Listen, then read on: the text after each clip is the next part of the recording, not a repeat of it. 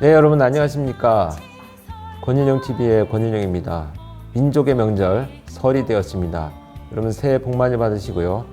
올 한 해 정말 우리가 코로나를 극복하고 예전처럼 많은 사람들과 행복한 시간들이 되기를 간절히 바랍니다. 코로나가 진정되지 않고 있어서 가족들도 만나지 못하고 영상으로나마 또 통화로나마 아쉬움을 달래고 계실 것 같은데요. 모쪼록 올 한 해는 모든 일들이 다 해결돼서 여러분들 좋은 모습으로 또 오프라인에서도 여러분 기회를 한번 만나 뵐 수 있는 그런 시간이 되기를 바랍니다. 소원 성취하시고 건강하십시오. 새해 복 많이 받으십시오. 안녕하세요, 서한서입니다. 새해 복 많이 받으세요. 작년은 정말 코로나로 우리 만나고 싶은 사람들도 못 만나고 다들 힘들어 하셨는데 올해는 코로나도 좀 종식이 되고 자유롭게 왕래도 하고 사람들도 만나고 그런 한 해가 되었으면 합니다. 소망하시는 모든 일이 잘 이루어지시길 기원합니다. 새해 복 많이 받으십시오. 안녕하십니까, 고주홍입니다. 2021년 신축년입니다. 경제적인 상황도 어렵고 모든 것들이 감축이 되고 있지만 이런 상황에서도 행복은 신축적으로 운영하시라고 신축년이라고 드립니다. 행복 잘 유지하시고 건강 유지하시기 바랍니다.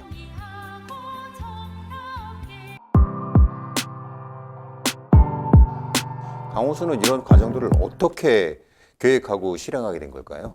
노래방 도우미가 유인하기 쉽잖아요. 네. 버스 정류장에서 아주 추운 날 혼자 서 있다는 상황 자체가 맥락적으로 본다면 어떤 제안을 하고 길을 물어보고 근처까지 가는 방향이면 내가 태워드리겠습니다라고 했을 때 피해자를 태울 수 있는 이런 어떤 상황이 상당히 유사한 피해자들이죠. 어쨌든 계속 동시대에 있었던 일이니까 유영철이나 정남규하고 이제 좀 비교가 되잖아요.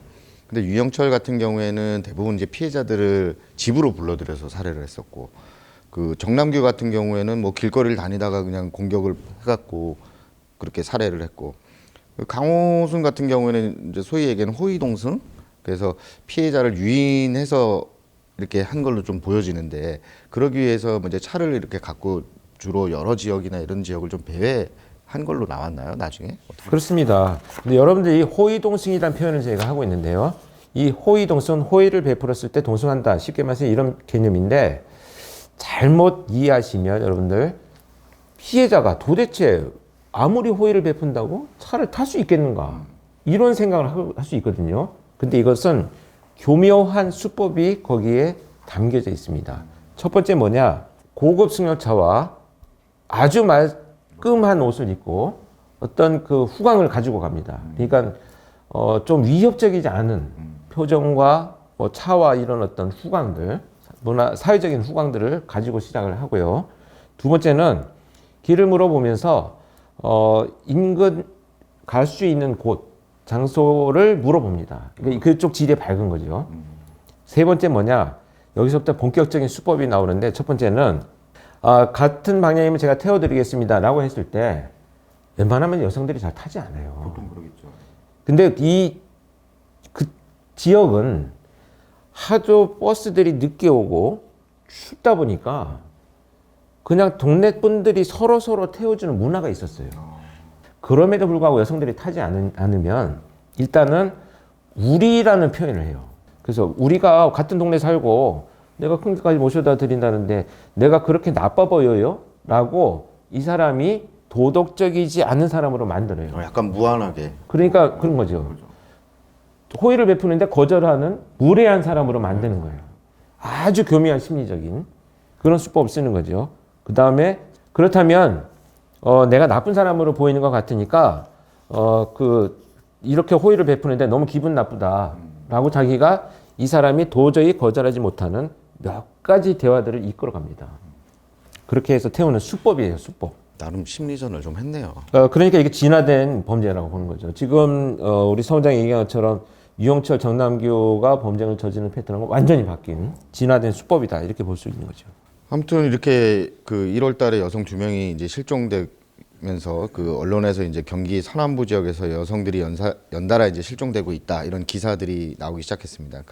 당시에 이제 그 수사팀 내부에서는 두 명의 피해자가 그 앞선 피해자들하고는 이제 직업군이 좀 다르잖아요. 여기는 그냥 길에 그 버스 정류장에 서 있었던 분들이고 또 장소도 좀 달랐기 때문에 이게 과연 연속성이나 그 연쇄성이 있는 건지 그 기존에 있었던 그 노래방 도우미들하고 이렇게 어떻게 좀 판단하고 계셨는지 당시에.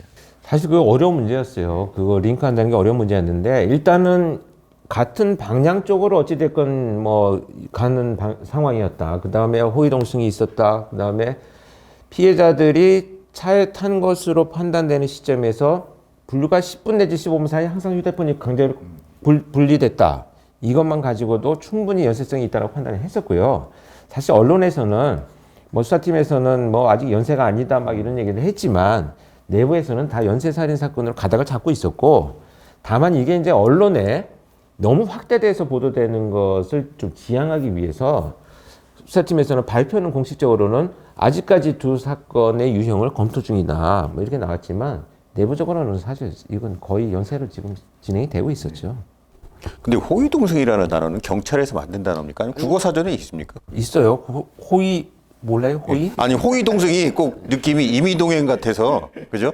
임의동행이나 그 법적인 단어인데 호위동승이라는 얘기는 저는 그 단어 사자성어를 듣기는 처음 들었습니다. 그게 뭐 맞는 얘기는 한데 그런 사자성어가 있다는 것 자체가 경찰에서 얘기하는 임의동행이나 뭐 그런 부분하고 느낌이 좀 같아서 수사를 위해서 가정에서 만드는 거 아닌가. 근데 결국은 교수님은 그 라인을 이렇게 보시면서 39번 국도를 중심으로 그런 행위들이 이루어진 것 같다라는 분석 의견을 냈다고 하시더라고요. 그래서 실제로 강호순이 체포되고 나서 교수님의 얘기가 맞았다라고 하는데 본인 주장입니까? 아니면 진짜 맞는 겁니까? 이게 왜냐하면 그 당시에 이제 실종 각 버스 정류장부터 시작해서 예상 어떤 이동 동선들을 다 연결해 보니까 공통되게 이 39번 도로가 나오긴 했어요. 근데 사실 솔직히 그때만 해도 이 도로를 이용한다라는 것만 가지고도 범인을 추정할 수 있는 아무런 단서는 안 됐었고 다만 중요한 것은 그 도로를 그게 이제 굉장히 그 국도에서 또 벗어나면 지도상으로 보면 큰 저 지방 도로로 막 연결이 되는 막 이렇게 그 갈래길이 많거든요. 그런데도 불구하고 그 지역 안에서 자꾸 벌어진다고 하는 것은 어쨌든 이 도로가 의미는 있겠구나라고 해서 수없이 다녔는데 그때만 해도 CCTV가 많지 않았어요. 그래서 CCTV가 있는 곳을 지나칠 때가 되면 빠져요, 항상. 그래서 야, 이게 뭔가 이 지역에 굉장히 의미가 있는 어떤 그 이동 동선을 갖고 있다. 이것이 하나씩 이제 그 우리가 짚어가기 시작을 합니다. 당시 사건을 수사하던 경기지방경찰청은 전직경찰, 범죄심리학자, 그리고 민간인 전문가에게 자문을 구하는 등 공을 들여 수사를 이어가고 있습니다. 하지만 이런 노력에도 불구하고 안타까운 소식이 들려왔습니다.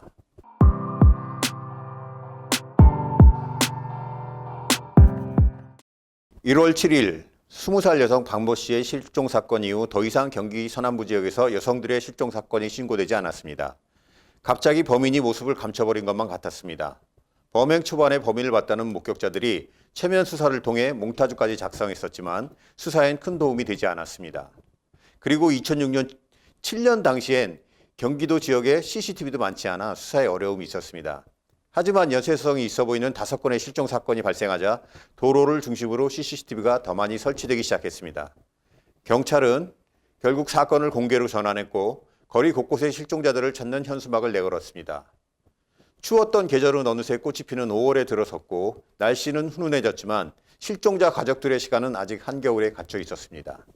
그러던 5월 8일 경기도 안산시 상록구 사사동의 어느 야산에서 부패된 여성의 시신이 발견됐습니다.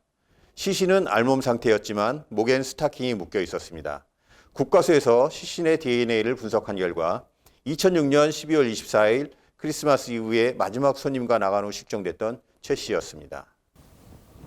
이렇게 그 두 번째 실종된 그 피해자 최 씨죠. 최 씨가 발견됐는데 이제 부패가 시간이 상당히 흘렀으니까 부패가 상당히 진행되어 있는 상태였고 뭐 알몸 상태였고 목에는 이제 스타킹이 감겨서 목이 졸려 죽은 걸로 이렇게 보이고 그런데 이제 강호수는 왜 그 시신의 목을 조른 그 스타킹을 그대로 거기다 둔 채 그 안매장을 했을까요? 혹시 그 스타킹이나 이런데 어떤 증거가 남을 수 있는 DNA가 있을 수도 있고 그런데 그 이거 시신 이 사건에 시신 발견됐을 때 제가 현장 갔었어요.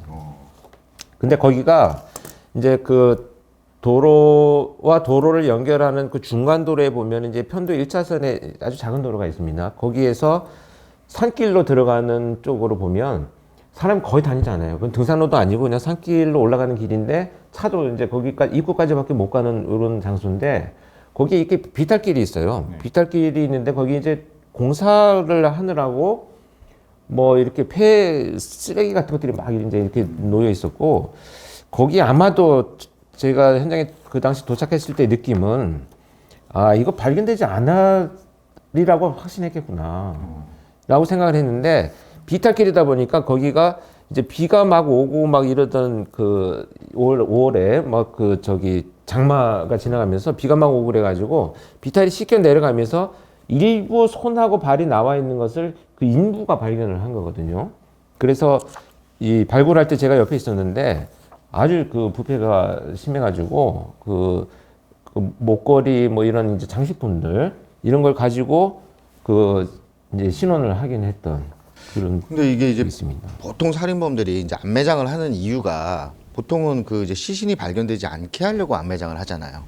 근데 이게 강호순이 같은 경우에는 지금 이게 한 40-50cm 정도 높이로 그 정도밖에 구덩이를 파지 않고 그냥 묻은 다음에 뭐 이렇게 흙이나 낙엽으로 대충 덮었다고 이렇게 얘기를 하더라고요.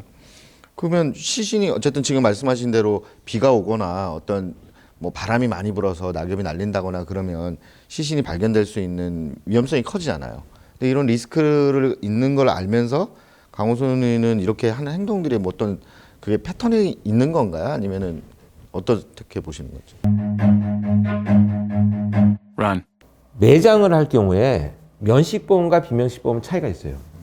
그러니까 면식범인 경우에는 시신이 발견되는 순간부터 자기가 용의자가 될 수 있기 때문에 매장의 깊이가 깊어요. 근데 비면식범인 경우에는 시신만 발견되지 않으면 돼. 근데 어쨌든 발견된다고 하더라도 그 피해자의 시신과 나를 연결시키지는 못할 거야 라고 생각해서 매장이 깊지 않아요.